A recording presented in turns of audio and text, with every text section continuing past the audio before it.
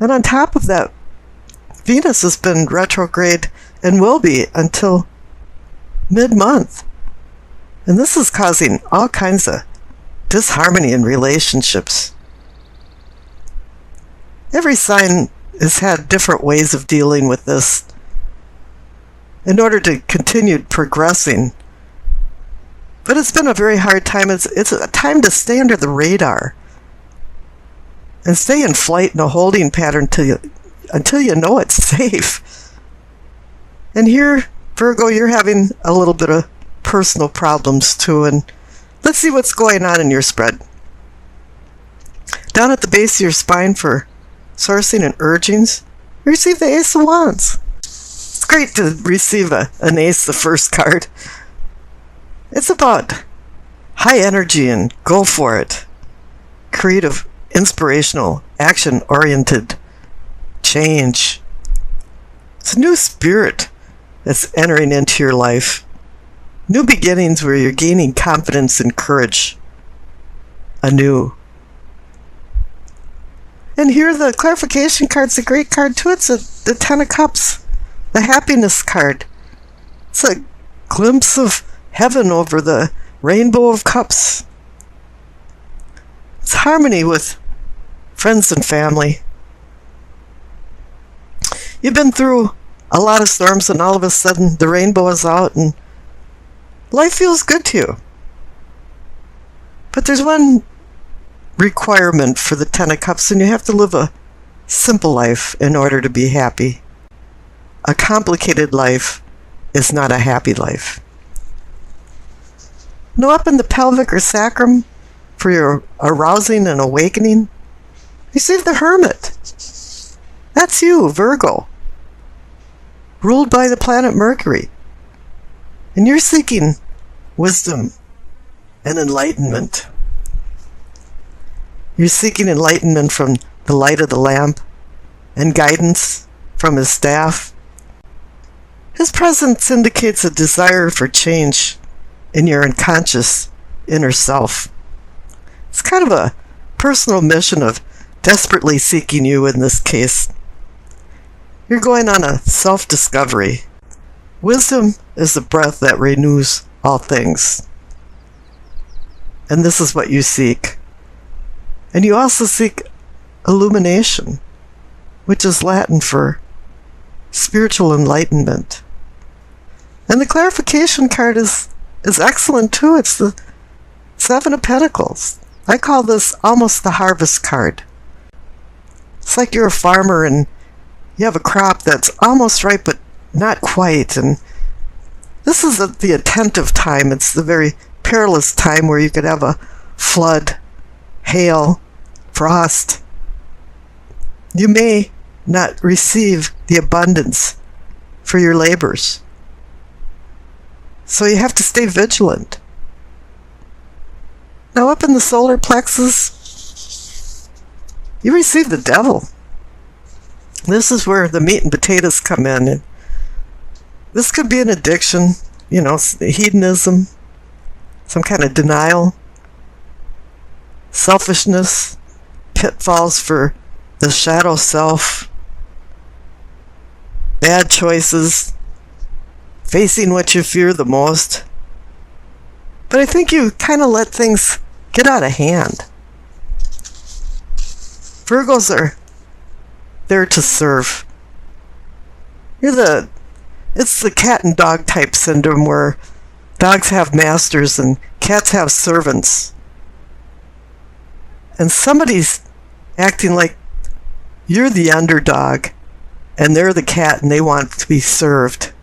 I could say it's the other way around, but I don't feel it that way. There's some kind of fear, bondage, dominance going on. Something really narcissistic about that. And this has to do with the clarification card, the Knight of Wands. This immature knight can be very cutthroat. He's fire energy and he makes smoke that blinds him, and he doesn't even know where he's going. It causes confusion. Only his horse sometimes knows the destination. And I don't really like the Knight of Wands because I've seen many times where he gallops by and wallops somebody on the head with his wand and just knocks them unconscious. This is a very immature feeling to him because his actions are thoughtless. And it's not until he slows down to a gallop does he even realize what he's doing. This is where quick and unexpected things flow in his arrival and wake. And this has a lot to do with the Devil card. Capricorn rules the Devil. And this might have something to do with a Capricorn because you received the Devil card twice in the spread. Somewhere somebody's treating you very condescendingly. They're a manipulator. You're obsessed with control. Because you're the type that's really easygoing. Yeah, fine, I'll help you, I'll do that. But when it comes to the point where they're emasculating people into eunuchs, it's really time to do something about it. Now the central card is the Moon. There's secrets, hidden things, deception. And the reflective light of the moon can be so dim that it can really instill fear. There's a darkness in your life, but it's not that light fails to shine. It's that you fail to see it. Things aren't what they appear to be. And I think your mind has been playing tricks that everything's been okay, hunky-dory. And you got the Ace of Wands and the Ten of Cups. But something threw you into personal isolation to find enlightenment. And now you're doing some soul searching. The clarification card is the Ace of Cups. It could be a new lease on emotions and loving, making deeper relationships. Doesn't necessarily to mean a love affair, but it's more of a seed of emotional awareness, the budding, an offering of a spiritual awakening. It's a holy grail waiting to be filled. It's a person that loves to be loved, and that definitely is a Virgo. And this is what you've been seeking. But in this instance, this Ace of Cups is also has a lot of strings attached to it. There's no unconditional love from some people in your life. It's more like, you do this for me, and maybe I'll do that for you. Now on the bottom right, for the throat and communicating and teachings, you receive the Justice card. Oh yeah, there's going to be some comeuppance because, as you notice, the clarification card is the Devil card again. Somebody hasn't acted right. They've acted very immaturely. They've acted like a tyrant. Let's just get down to it. And now Justice is going to start wielding her sword for punishment and accountability. There's going to be a change in the pecking order, it appears.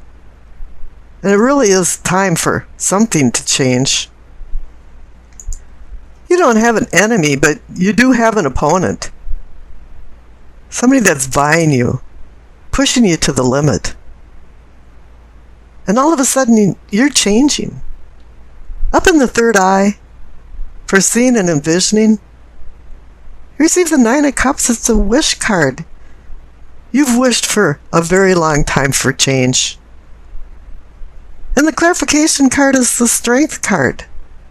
It's time for you to buck up and find some strength. Now it's time to tame the beast of the other person.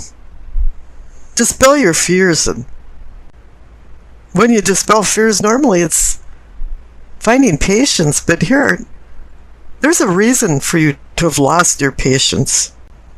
And you just want to find a spiritual domain of enlightenment and go on with your life with the balance of compassion and intellect that you live with. This is coming down to mastering your challenges. or they will master you and continue to. Now up in the crown, for your knowing and understanding, you receive the Lover's card. You want an egalitarian, harmonious relationship with somebody, and I don't think you found it. And this doesn't necessarily have to be a love relationship or your spouse or your intended significant other. It can be through family and friends. But this card makes you make a decision. It's about choices of vice versus virtue. And you have to make a good choice. Now the clarification card is the High Priestess. She's the translator from the cosmos to earthly. She's the one that brings dreams and intuitions. And sometimes even just coincidental things that all of a sudden you think, wow, what happened there? Because her subtle message has suddenly been heard by you. Now the past card, once again, is the Knight of Wands. This immature, narcissistic person that's making your life miserable. The person that gallops by every time and condescendingly whops you with the wand in the head and says, hey, stupid, what are you doing?